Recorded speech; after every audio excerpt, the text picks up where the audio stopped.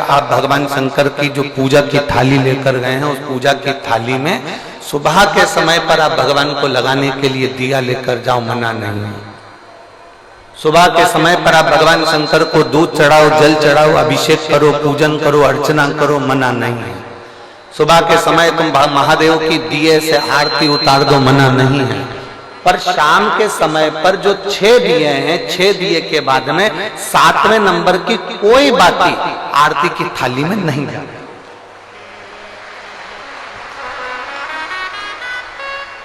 कोई बाती एक्स्ट्रा नहीं जाएगी कि आप पूजन करिए और पूजन करने के बाद आपने भगवान की आरती उतार दी ना। शिव महापुराण में तो यहाँ तक नियम है कि आप जो प्रसाद बनाते हो ना, जो आप खीर बनाए या आपने सीरा बनाया, हलवा बनाया, मीठा चावल बनाया, या आपने मीठा सीरा बना लिया, खीर बना ली, कोई सामग्री मीठी बना ली, तो शिव महापुराण तो यहाँ तक कहती है कि आपने जितना सामान कढ़ाई में बनाया है, आपने जितना सामान अपनी कढ़ाई के अंदर बनाया है, उतना सामान पूरा की पूरा ही आपको मंदिर लेकर जाना है। घर के अंदर आदत छोड़ना नहीं है।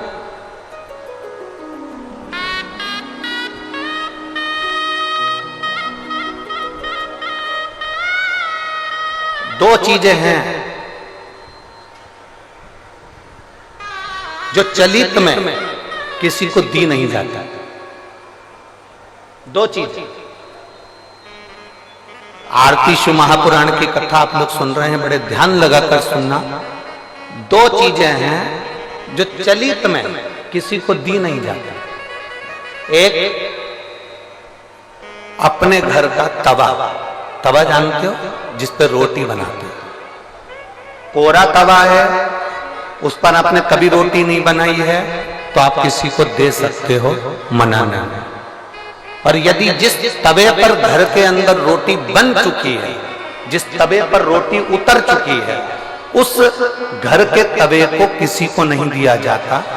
क्यों?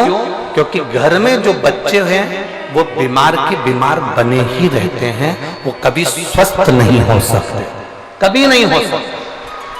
अगर एक बच्चा बीमार है तो दूसरा ठीक होगा, दूसरा बीमार है तो तीसरा ठीक होगा, तीसरा है तो चौथा बीमार पड़ेगा, ये निश्चित। दो चीजें चलित में किसी को नहीं दी जाती, एक तवा, दूसरे नंबर की कढ़ाई। घर में जो कढ़ाई होती है जिसमें आप सब्जी बना ली है, कोई सामग्री तल ली आपने, पूड़ी बना ली, कोई सब्जी बना ली, कोई हलवा बना लिया, सीरा बना लिया, कोई पदार्थ बना लिया। कोरी कढ़ाई है ना, आपकी मर्जी पड़े उसको दे दो, चलेगा।